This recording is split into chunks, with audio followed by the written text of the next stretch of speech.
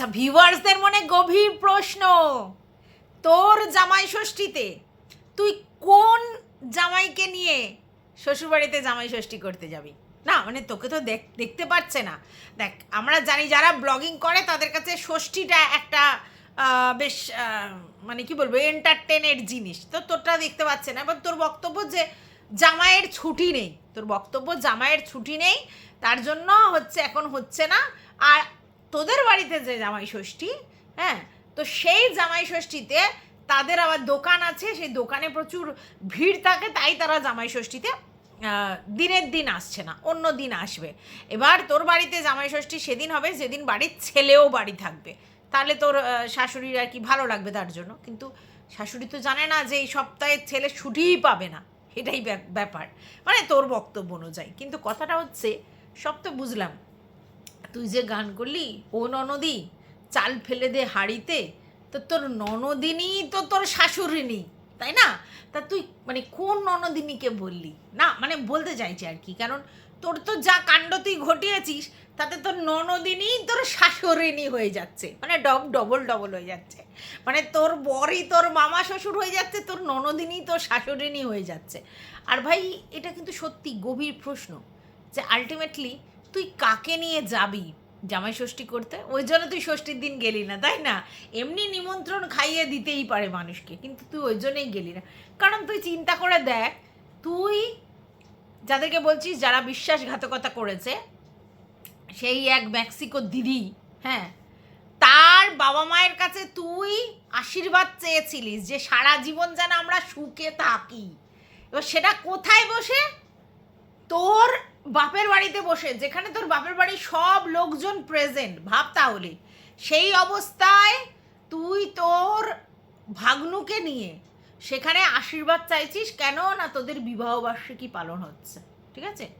তাহলে ভাব, চিন্তা কর, তাহলে যেই শ্বশুরবাড়িতে তোর ভগ্নু জামাই হিসেবে মানে কি বলবো সম্মান পায়, কারণ সেখানে তো তাদের সামনেই সব হচ্ছে, তাহলে সেই শ্বশুরবাড়িতে তো তারও জামাই ষষ্ঠী বানতা হ্যায়, তাই না? এটা তো স্বাভাবিক, কারণ সেখানে তো তোর বিবাহবার্ষিকী উদযাপন হচ্ছে, সেখানে তো রিং সেরিমনি উদযাপন হচ্ছে, সেখানে তোর গিফট দেওয়া নিয়েই হচ্ছে, আশীর্বাদ নেওয়া হচ্ছে। তো এরকম যদি হয়ে থাকে তাহলে সেখানে স্বাভাবিক ব্যাপার যে জামাই ষষ্ঠীটা কোন জামাইয়ের হবে। হ্যাঁ, এটা হতে পারে যে দুজনকে নিয়ে তুই বগল দাবা করে যেতেই পারিস, অসুবিধে তো কিছু নেই, তাই না? তো সেটাও কিন্তু খারাপ জিনিস নয়, তো খেতে নিমন্ত্রণ করতেই পারে। দেখ, তুই কত ধরনের কথা বলিস। তোকে আমি আগের দিনই বললাম যে তোর বাবা নিজে বলেছে মাথার উপর দিয়ে জল চলে যাচ্ছে, আর সম্ভব নয়। তোর বাবা বলেছে সোশ্যাল মিডিয়াতে ডাইরেক্টলি এসে বলেছে আর সম্ভব নয়, অনেক অ্যাডজাস্ট করেছে কিন্তু এখন মাথার উপর দিয়ে জল গড়িয়ে গেছে। তো এরকম পরিস্থিতি হয়েছিল যে তোর বাবাকে আসতে হয়েছে তোদের সমস্ত কিছু সামলাতে, তোর বাবা এসে সামলেছে, যদিও আমাদেরকে শুধু দেখিয়েছিস কথোপকথন, কিন্তু কি হয়েছে আর বলিসনি। তারপরে তোর বাবা গিয়ে রীতিমতো বাজার হাট করে দিচ্ছিল, তোর মা গিয়ে বাজার হাট করে দিচ্ছিল, তুই ওখানে একাকি একটা সংসার পেতেছিলিস। ভাব তাহলে, এই রকম একটা অবস্থা আজকে তোকে ছিনালি বলল, তুই ঘর থেকে ওই কথাটা শুনে বারবার করে বেরিয়ে গেলি, আর আজকের বলছিস আমাদের রোমান্টিকতা, আমাদের ভালোবাসা দেখে লোকের জ্বলন হচ্ছে। আচ্ছা, কিসের জ্বলন হবে? মানে কেন জ্বলনটা কিসের হবে? তারা তো, আর যাই হোক, আমি এটা মনে করি যে তাদেরকে কোনো দিন এসে এটা বলতে হয়নি যে আমার হাজব্যান্ড এত বছর ধরে আমি ঘর করছি আমাকে ওই ছি ডট ডট বলে ডেকেছে, কোনো দিন বলতে হয়নি। কোনো কাউকেই আমি দেখিনি যে তাদের বলতে হয়েছে। বা আমার হাজব্যান্ডের সঙ্গে আমার সম্পর্কের যে কেমিস্ট্রি, সেখানে আর মানে অ্যাডজাস্ট হচ্ছে না, জল মাথার উপর দিয়ে চলে যাচ্ছে, এরকম তার বাবা মাকে কোনো দিন বলতে হয়নি। কোনো বাবাকে বলতে হয়নি, কোনো ক্রিয়েটার যারা কন্ট্রোভার্সি করে তাদের বাবাকে সেই কথা বলতে হয়নি। তাহলে এর থেকে পরিষ্কার বোঝা যাচ্ছে যে নয় সেদিন তুই ঢপ মেরেছিস, নয় আজকের যে রোমান্টিকতা দেখাচ্ছিস, যে মানে সেই এরকম ফেভিকলের জোর দেখাচ্ছিস, যে কোনো একটা মিথ্যা। তুই তো বলেছিস, তুই না বললে তো এই জিনিসগুলো হতো না। তুই তো তোর বাবাকে দিয়ে বলিয়েছিস, তুই তোর বাবাকে দিয়ে বাজার হাট দেখেছিস, তুই নিজে গিয়ে অন্য ঘরে থেকেছিস, তো সব দেখেছি। রাগ অভিমানের সম্পর্ক, সেখানে দুদিন বরের সঙ্গে ঝামেলা হলে লোকের বাপের বাড়ি গিয়ে দুদিন ওঠে, এটা খুব স্বাভাবিক ব্যাপার যে হাজব্যান্ড ওয়াইফের মধ্যে কোনো কারণে ঝামেলা অশান্তি হলে নর্মালি মেয়েরা বাপের বাড়িতে গিয়ে ওঠে। এবার কারোর বাপের বাড়ি না থাকলে দিদির বাড়ি, দাদার বাড়ি, যাই হোক ওই রকম জায়গায় ওঠে যে না আমি আর সংসার করব না বা এই করব না। তারপর ফ্যামিলির লোকজন বুঝিয়ে বাজিয়ে নেগোসিয়েশন করে ব্যাপারটা মিটমাট করে, বেশিরভাগ ক্ষেত্রে সেটা হয়। আর যেগুলো সত্যি আর অ্যাডজাস্ট করা যায় না তো সেক্ষেত্রে তো পার্ট নেয়। বাট তোর কি হলো, তুই সমস্ত কিছু হলো, তোর বাবা এলো, তোর বাবা এসে লোকের কাছে দর্শকের কাছে বললো, তারপরে তুই ভাড়া বাড়ি চলে গেলি। কে ভাই ভাড়া বাড়ি যায়, আর কেনই বা যায় যেখানে তোর বাপের বাড়ি রয়েছে? হ্যাঁ 2-4 দিন কষ্ট করে থাকতে হবে কিন্তু সেখানে রয়েছে। তারপরে তুই দেখালি যে না তুই ফ্ল্যাটে, সেখানে তোর বড় প্রেজেন্ট হলো, সেই সব নাটক ছাটক করে আবার ওখান থেকে দৌড়াদৌড়ি করে শ্বশুরবাড়ি চলে এলি। কেন না যেই জন্য গেছিলিস সেই সাকসেস হয়নি, কারণ বাড়ির লোকজন খুব প্রবলেমে পড়ে যাচ্ছে। বর নিয়ে তুই ওখানে রয়েছিস, তুই তো বর নিয়ে যাওয়ার জন্য ফ্ল্যাটে যাসনি, তুই তো আলাদা থাকবা বলেই তো ফ্ল্যাটে গেছিলিস। তারপরে তোর বরের সঙ্গে মিলন দেখানোর জন্য তোর বরকে আবার ডেকে নিয়েছিস। এবার স্বাভাবিক তোর বর যদি কাজ থেকে তোর বাড়ি চলে যায় তাহলে সেখানে শ্বশুর শাশুড়ি একটা বাড়িতে পুরো একা, তো সেখানে তারা তো হবে। তখন তুই কি বললি যে আমরা যে চেষ্টা করবার জন্য এসেছিলাম সেই চেষ্টাটা থেকেও যারা আছে তাদের প্রতি কর্তব্য আমাদের বেশি। তুই তো কর্তব্য করার জন্য কি ফ্ল্যাটে গেছিলিস না, তো তুই তো রাগ দেখিয়ে অভিমান দেখিয়ে ফ্ল্যাটে গেছিলিস তোর কথা অনুযায়ী। তাহলে সেখানে কর্তব্য কোত্থেকে এলো? তোর বরকে যখন দেখে নিলি তখন তোর বরের কর্তব্য যে মা বাবার দিকে টেক কেয়ার হচ্ছে না, তোর পিছন পিছন ঘুরতে হচ্ছে এই মানে ফ্ল্যাটে, তার জন্য তোর আবার কর্তব্য তখন জ্ঞানটা উঠলো যে আমাদের এই টেরাই মারার থেকে ওখানে যাই। সেদিনকে তুই বললি যে আমার সব খুলে গেছে, সব মানে চিচিং ফাঁক হয়ে গেছে, সব পরিষ্কার হয়ে গেছে এবং আমার হাজব্যান্ডেরও সব অল ক্লিয়ার, শুধু ফুকফাক টুকটাকের জন্য হচ্ছে না। কিছুদিন আগে বললি যে প্রবলেমটা আমার, তো প্রবলেম সলভ, তাহলে কিসের প্রবলেম? মানে তুই যে কি বলে দর্শকদের মোল্ড করবি মানে তুই নিজেও বুঝতে পারিস না। আর অন্যদের ব্যাপারে তুই কিন্তু উঠে পড়ে লাগিস, অন্যরা কি খেয়েছে, অন্যরা কি পড়েছে, অন্যরা কি সেজেছে, অন্যরা কোথায় গেছে, হ্যাঁ অন্যরা কীরকম সম্পর্ক রেখেছে, তার নতুন জীবনে কে ঢুকবে, এই সেই পুরনো অতীত নাকি কেউ ঘাটলে তোর খুব ফেটে যাচ্ছিল। তোর বক্তব্য ছিল কেন অতীত ধরে নাড়ানাড়ি করা, কেন অতীত ধরে না, মানে তোর বুইনের তুই যখন ছদ্দি ছিলিস। এখন দেখ সারাক্ষণ হুলহুলার চক্রান্ত তুই বলছিস, হুলহুলার এই তুই বলছিস, পুরনো কথা তুই টানছিস। তাহলে ভাব তুই লোককে জ্ঞান দিয়ে বেরিয়েছিস, তুই আবার অন্য লোককে জ্ঞানদা বুড়ি বলিস। জ্ঞান দিয়ে বেরিয়েছিস যে পুরনো জিনিস নইবচ, অতীত টানা যাবে না। কেন অতীত টানা হচ্ছে? যখন তুই আর কি তোর বুইনের ছদ্দি ছিলিস, তো এখন তুই রেগুলার বেসিস অতীত ছুঁড়ে ছুঁড়ে তুই বলছি এই জন্যে ওই জন্যে, এই তুলনা, ওর দেখে চুল কাটা, ওর দেখে এই, ওর দেখে জিম, মানে ভাবা যায়। একটা কথা আবার বলি যে দেখো ম্যান্ডি স্যান্ডির সম্পর্কটা জোড়া তাপ্পি দেয়া, এটা অস্বীকার করার কোনো জায়গা নেই, জোড়া তাপ্পিতে চলে। কারণ এই রকম বর কে ভাই চায়? এরকম বর মানে যে আমার বর আমাকে ইনকাম করে এনে আমাকে চালাবে, সেটা না করে আমাকে ইনকাম করে বরকে চালাতে হয়, এটা কেউ চায় না, কোনো মেয়েই চায় না, ঠিক আছে? এইবার কিন্তু সে বাধ্য হয়ে করছে, কারণ কি আর যাই হোক ওর বর ওকে ওই খিদমত খেটে দিচ্ছে, ওতে ওর ব্যবসাও রানিং হচ্ছে, ওর ব্লগিংও চলছে, মোটামুটি ওর যা দরকার সংসারে তো মানুষের চাহিদা থাকে, খাওয়া পড়া ঘরদোর করা, ঘুরতে বেড়াতে যাওয়া, ছেলে মেয়ের জন্য অ্যাসেট করা, মেয়ের পড়াশোনা শেখানো, ভালো ভালো রেস্টুরেন্টে খাওয়া, গিফট ফিফট কেনা, নিজেদের জন্য জামা কাপড় কেনা, এই যে চাহিদাগুলো এগুলো ওর পূরণ হয়ে যাচ্ছে। ওর বর সেই অর্থে ইনকাম না করে পূরণ হয়ে গেছে। তাই এক কাসন্তি ঘেটে তো লাভ নেই, কারণ ও এখন বুঝে গেছে যে ওর হাজব্যান্ডকে যদি ও বাইরে পাঠিয়ে কাজ করায় তো মিনিমাম মানে ম্যাক্সিমাম ক টাকা দেবে ওর বরকে, এখন কি এলিজিবিলিটি আছে, ক পয়সা দেবে? 10-15 টাকা ইনকাম করতে গেলে মানে মাথার ঘাম পায়ে পড়ে যাবে। ওর যা কোয়ালিটি, ওর যা এডুকেশন ব্যাকগ্রাউন্ড বা এতদিন ধরে কাজের যা এক্সপিরিয়েন্স এইসব দেখে, তাহলে কি দরকার আছে ও যদি ওর ব্যবসাতে ও খিদমত খাটে তাহলেই তো ওর ইনকাম হয়ে যাবে। আর সব থেকে বড় কথা, তখন ওকে বাইকে করে কে চা খাওয়াতে নিয়ে যাবে, বাইকে করে কে মন ভালো করতে নিয়ে যাবে, তার জন্যও তো একটা লোক লাগবে। তো ঠিক আছে, বরকে চাকরি করতে হবে না, আমার কাছে কাজ করুক, খিদমত খাটুক, তো এটা বলতে পারো অনেকে ফেটে যায়। তো আলটিমেটলি দেখো, আমার এটাই বক্তব্য যে ভাই, তুই লোকের জামাই ষষ্ঠী নিয়ে বলছিস, তুই লোকের নতুন করে আবার কি শুরু হতে চাইছে বলছিস, কিন্তু তুই তোরটা বল না, তোরটা ঝেড়ে কাস না, যে তোর জামাই ষষ্ঠী কেন পালন হলো না, কোন জামাই নিয়ে যাবি সেটাতে কি কনফিউজড হয়ে গিয়েছিলিস যে কোন জামাইটা নিয়ে যাব? কারণ তোর মা বাবার কাছে তো দুটোই জামাই তুই দেখিয়ে দিয়েছিস, তাহলে কোনটাকে নিয়ে যাবো? এই জন্যে তুই আর ননদিনী বলে গানটা করিস না, কেমন জানি ইট্টু পিট্টু লাগে, মানে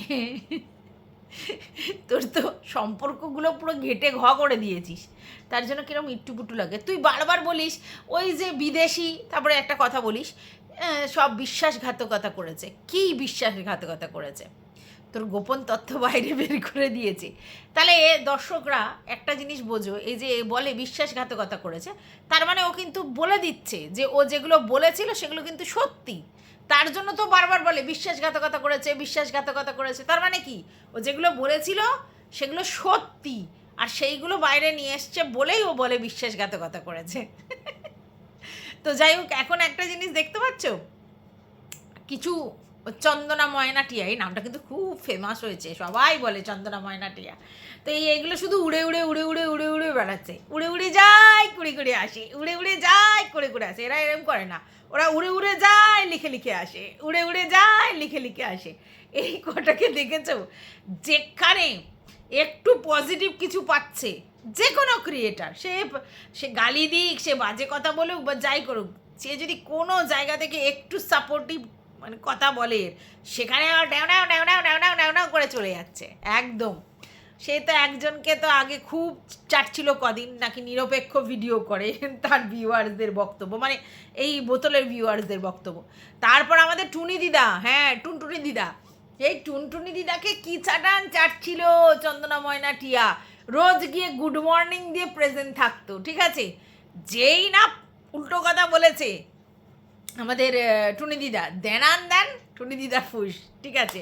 তারপর কিছুদিন দেবশ্রীদির ওখানে টুন টুন টুন করে যাচ্ছিল, ঠিক আছে? ওই দেবশ্রীদি ধন্যবাদ চেয়েছিল, ব্যাস চলে গেছে। তারপরে কখনো শিল্পীর কাছে গেছিল, গিয়ে কিছু লিখে এসছে, তারপরে দেখছে না ওখানেও হচ্ছে না।